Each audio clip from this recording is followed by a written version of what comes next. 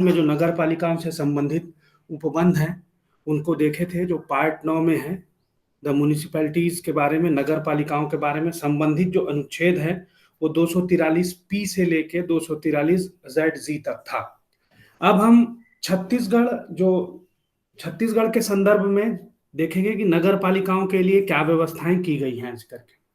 तो देखो, सामान्य परिचय देखने का प्रयास करें तो नगर और गांव से शहरी क्षेत्रों में संक्रमणशील प्रशासनिक इकाइयों में समाज कल्याण व आर्थिक विकास के उद्देश्य से नगरीय स्थानीय स्वशासन की स्थापना का मार्ग जो है प्रशस्त किया गया है। इस दिशा में केंद्र सरकार ने क्या किया, 74 में, ठीक है, संविधान संशोधन किया और 1992 इसमें 36 मतलब संविधान संशोधन किया, भाग 9 ए के रूप में, और नगर पालिकाओं को संवैधानिक दर्जा दिया। और छत्तीसगढ़ द्वारा अपने मातृ राज्य जो मध्य प्रदेश है उसके द्वारा जो निर्मित अधिनियम को विधियों के अनुकूलन आदेश के अनुसार अपने राज्य में भी स्वीकार कर लिया। छत्तीसगढ़ नगर पालिका अधिनियम 1961 जो है उसको संशोधित, मतलब मध्य प्रदेश नगर पालिका अधिनियम 1961 को संशोधित करके यहां पे क्या किया गया, छत्तीसगढ़ नगर पालिका अधिनियम 2016 लागू किया गया और इसको विधानसभा द्वारा अधिनियमित किया गया। तो देखो, विशेष रूप से हमको जो देखना है वो क्या है कि 74वां संविधान संशोधन जो है 1992 में हुआ। संवैधानिक दर्जा किससे मिला, 74वें संविधान संशोधन के द्वारा संविधान संशोधन किया गया और 9A जो है, भाग 9A वो जोड़ा गया। और इसमें जो अनुच्छेद हैं वो पहले ही देख चुके हैं, 243 पी से लेके जेड जी तक के उपबंध जो हैं वो हैं। और जो अनुसूची जोड़ी गई है वो 12वीं अनुसूची जोड़ी गई है, जिसमें कितने विषय हैं, 18 विषय हैं। अब देखिए, अब इसके बाद हम देखने का प्रयास करते हैं कि भारत में नगरीय प्रशासन का क्या प्रकार होता है। ठीक है, तो जो प्रकार है वो लगभग 8 प्रकार के नगरीय प्रशासन होते हैं, जिसमें पहला है टाउनशिप, दूसरा है नगर पालिका, तीसरा है नगर निगम, चौथा है आपका नगरीय क्षेत्र समिति, और पांचवा है आपका छावनी बोर्ड या कंटोनमेंट बोर्ड जो होता है, छठवां है बंदरगाह न्यास जो इसको पोर्ट ट्रस्ट बोलते हैं, उसके बाद सातवां है अधिसूचित क्षेत्र में, ठीक है, अधिसूचित क्षेत्र समिति होती है कौन से, औद्योगिक क्षेत्र में, और आठवां जो है वो है विशेष उद्देश्य एजेंसी, जैसे आवासीय या फिर विद्युत आपूर्ति बोर्ड के द्वारा जो बनाई जाती है। तो ये 8 प्रकार के जो नगरीय प्रशासन से संबंधित जो प्रकार हैं भारत में नगरीय प्रशासन के, लगभग 8 प्रकार पाए जाते हैं। टाउनशिप, नगर पालिका, नगर निगम, नगरीय क्षेत्र समिति, छावनी बोर्ड या कंटोनमेंट बोर्ड, बंदरगाह न्यास, पोर्ट ट्रस्ट, अधिसूचित क्षेत्र समिति, औद्योगिक क्षेत्र और विशेष उद्देश्य एजेंसी या आवासीय या विद्युत आपूर्ति बोर्ड के बारे में। अब देखिए, महत्वपूर्ण तथ्य देखते हैं कि छत्तीसगढ़ में जो है सबसे पहला नगरीय निकाय स्थापित किया गया था 1867 में। और अगर आप सामान्य बुद्धि का प्रयोग करें तो आप बता सकेंगे कि ये जो शहर था वो था रायपुर। नगरीय निकाय की स्थापना 1867 में की गई थी रायपुर, जिसमें रायपुर को नगरीय निकाय के रूप में स्थापित किया गया था। छत्तीसगढ़ राज्य में नगरीय निकायों के योजनाबद्ध विकास हेतु जो अधिनियम है, ठीक है, वो मतलब इस अधिनियम से संबंधित जो नियम है वो बनाया गया है आपका छत्तीसगढ़ नगर विकास निधि नियम 2003, जो किससे संबंधित है कि छत्तीसगढ़ राज्य में नगरीय निकायों के योजनाबद्ध विकास हेतु ये जो नियम है वो इसमें दिए गए हैं। नियम का जो नाम है वो क्या है, छत्तीसगढ़ नगर विकास निधि नियम 2003।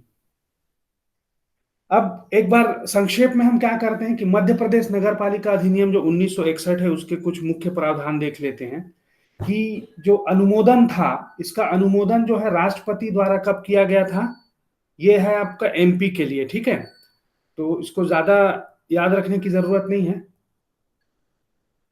ये 1961 में राष्ट्रपति द्वारा इसको अनुमोदन हुआ था, और राजपत्र में जो प्रकाशन है, इसका प्रकाशन हुआ था 20 नवंबर 1961 को। राजपत्र में जो प्रकाशन की तिथि है वो। अब छत्तीसगढ़ नगर पालिका व पंचायती राज विधेयक प्रावधान आया था। तो छत्तीसगढ़ राज्य निर्माण के पश्चात जैसे ही हमारा राज्य बना, मध्य प्रदेश नगर पालिका अधिनियम 1961 और पंचायती राज अधिनियम 1993 को मध्य प्रदेश पुनर्गठन अधिनियम 2000 की धारा 79, ठीक है, 79 में प्रदत्त शक्तियों का प्रयोग करते हुए जो छत्तीसगढ़ राज्य थी उसके द्वारा, उस शासन के द्वारा राज्य विशेष हेतु विधियों का अनुकूलन आदेश जो है 2001 में जारी किया गया, जो संपूर्ण छत्तीसगढ़ में 1 नवंबर 2000 से प्रवृत्त माना जाता है। तो ये इसकी कुछ ऐतिहासिक पृष्ठभूमि थी जिसको हमने देखने का प्रयास किया। और यहाँ पे आप देखिएगा कि जो विधियों का अनुकूलन आदेश 2001 है, उसमें विधियों का अनुकूलन आदेश जो है वो 4 दिसंबर 2001 को, और इसका राजपत्र में जो प्रकाशन हुआ था वो हुआ था 19 जुलाई 2012 को। तो अब देखिए राष्ट्र छत्तीसगढ़ नगरीय निकाय की संरचना देखने का प्रयास करें तो ये भी त्रिस्तरीय होता है। तो सबसे नीचे स्तर पे जो है वो आप रखें नगर पंचायत, उसके ऊपर जो है नगर पालिका, और इसके ऊपर जब आप देखें तो वो होगा नगर निगम। तो यहां पे भी त्रिस्तरीय जो संरचना है वो देखने को मिलेगी आपको। कि अब यहाँ पे जो नगर निगम की संख्या देख लें तो यहाँ है 14, और नगर पालिका जो है 44, 2 और बनने वाले हैं, और कुल नगर पंचायत की जो संख्या है वो 111 है छत्तीसगढ़ में। अब देखें कि राज्यपाल जब निर्दिष्ट करता है कि कौन सी जगह पे कौन सी संरचना को लाया जाना है, तो जहां पे संक्रमणशील क्षेत्र होते हैं तो वहां क्या है 5,000 से 20,000 तक की जनसंख्या वाला जो क्षेत्र है उसको नगर पंचायत के रूप में विकसित मतलब स्थापना की जाती है वहां पे। और उसके बाद लघु नगरीय क्षेत्र, तो लघु नगरीय क्षेत्र की जनसंख्या है 20,000 से लेके 1 लाख तक की जो जनसंख्या है उसके लिए, और 1 लाख से जब अधिक की जनसंख्या हो तो वहां पे वृहद नगरीय क्षेत्र कहलाता है, और यहां पे नगर निगम की स्थापना की जाती है। अब देखें हम कार्यकाल जो है, जहां नगरीय निकाय जो बैठेंगे उनके कार्यकाल के बारे में विशेष उपबंध जो है वो देखते हैं कि प्रत्येक नगर निकाय अपनी प्रथम बैठक के दिनांक से, प्रथम अधिवेशन की तारीख से 5 वर्ष के कार्यकाल के लिए गठित होती है। यदि कोई नगरीय निकाय 5 वर्ष पूर्व विघटित कर दी जाती है तो 6 माह के भीतर वहां पे चुनाव कराना अनिवार्य होता है। यदि किसी निकाय का कार्यकाल 6 मास से कम है, 6 महीने से कम है, ठीक है, तो वहां पे निर्वाचन जो है वो करवाना आवश्यक नहीं होगा। परंतु 6 माह से अधिक का अगर कार्यकाल होता है तो संबंधित निकाय में निर्वाचन होगा, और जो शेष अवधि बचेगी उस अवधि के लिए नया जो निकाय है वो अपना कार्यकाल, उसका कार्यकाल रहेगा। अर्थात यदि कोई नगरीय निकाय 5 वर्ष की अवधि के पूर्व विघटित कर दी जाती है तो नवीन निकाय उसके शेष कार्यकाल तक ही कार्य करेगी। जैसे हम देखें कि एक नगरीय निकाय है तो अपने प्रथम अधिवेशन से 5 वर्ष के लिए है, 3 वर्ष में अगर विघटित कर दी जाती है तो शेष 2 वर्ष के लिए जो अगला जो निर्वाचन होगा वो निकाय केवल 2 वर्ष ही, शेष जो कार्यकाल बचा है उसी में वो अपना कार्य करेगा। अब देखें राज्य निर्वाचन आयोग, तो छत्तीसगढ़ में नगरीय निकाय में निष्पक्ष चुनाव हेतु राज्य निर्वाचन आयोग का गठन किया गया है।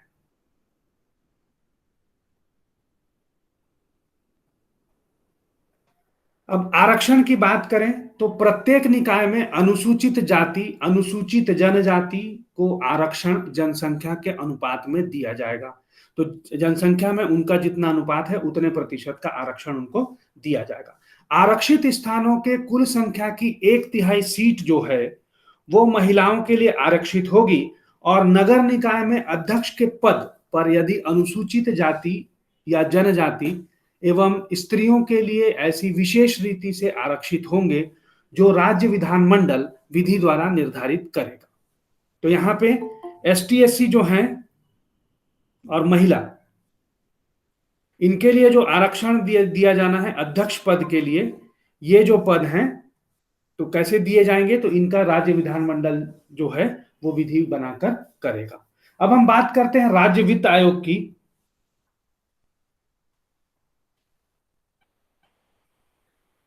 तो देखिए कि अनुच्छेद जो 243 है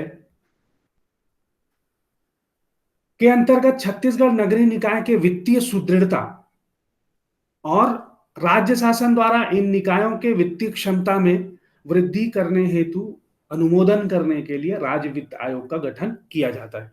तो इन सब के संदर्भ में हमने संवैधानिक प्रावधान जो देखा है उसमें डिटेल में चर्चा कर चुके हैं। अब देखिए नगरीय निकायों का गठन, तो गठन किस प्रकार होगा, तो यहां पे देखिए गठन के संदर्भ में हम देखते हैं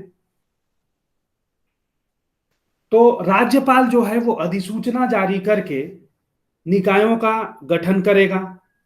लघुत्तर नगरीय क्षेत्र के लिए नगर पालिका परिषद का गठन होगा।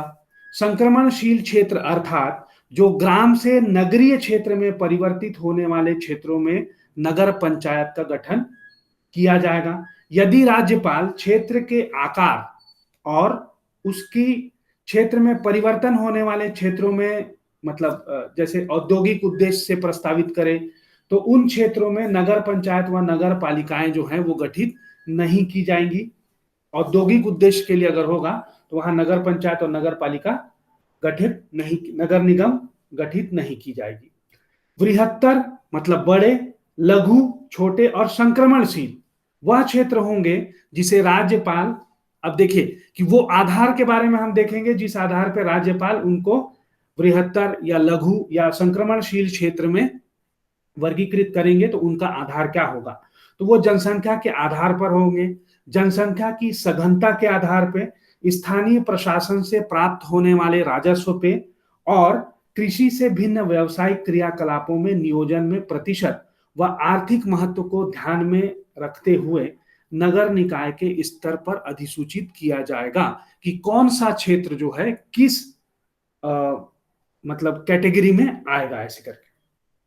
तो राज्यपाल को अधिसूचना द्वारा किसी भी निर्दिष्ट क्षेत्र को नगर पालिका क्षेत्र की सीमाओं में शामिल करने या अपवर्जित करने की वैधानिक शक्ति प्राप्त होती है। तो जैसे कोई क्षेत्र है वो किसी नगरीय क्षेत्र में आएगा कि नहीं आएगा या उसको हटा दिया जाएगा उस क्षेत्र को, तो इसके लिए गवर्नर के पास क्या होती है, वैधानिक शक्ति प्राप्त होती है। अब देखिए कि अब हमने जो चीजें देखी उनको संक्षेप रूप में हम देखते हैं और देखने का प्रयास करते हैं कि जो नगर पंचायत है, ठीक है, नगर पंचायत, उसके बाद नगर पालिका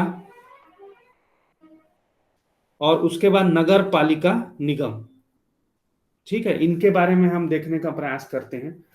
तो जो संख्या है वो 13+1 लगभग 14 और यहाँ पे 44+2 जो है वो, और उसके बाद नगर पंचायत 111, तो ये लगभग छत्तीसगढ़ में ऐसी है, ठीक है। अब उसके बाद हम देखें कि जनसंख्या जो है वो उसका आधार क्या होता है, तो यहाँ पे 5,000 से 20,000 तक, फिर 20,000 से लेके 1 लाख तक और 1 लाख से अधिक जनसंख्या में नगर पालिका का गठन किया जाता है। अब हम देखें कि प्रशासनिक प्रमुख जो होता है वो कौन होता है, तो यहाँ पे देखिए कि नगर पंचायत में मुख्य नगर पंचायत अधिकारी, ठीक है, तो चीफ मतलब आपका मुख्य नगर पालिका अधिकारी जो है, नगर पंचायत अधिकारी,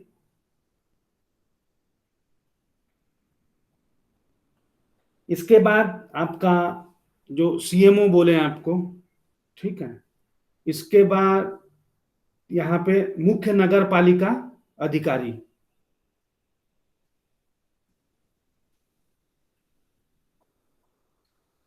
और यहाँ पे नगर निगम कमिश्नर।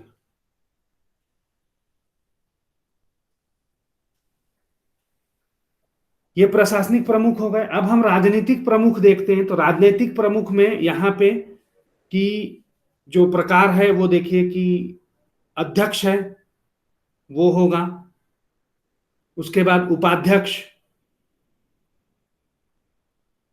उसके बाद जो पार्षद हैं वो, उसके बाद आप जब नगर पालिका में देखेंगे तो अध्यक्ष, उपाध्यक्ष और पार्षद।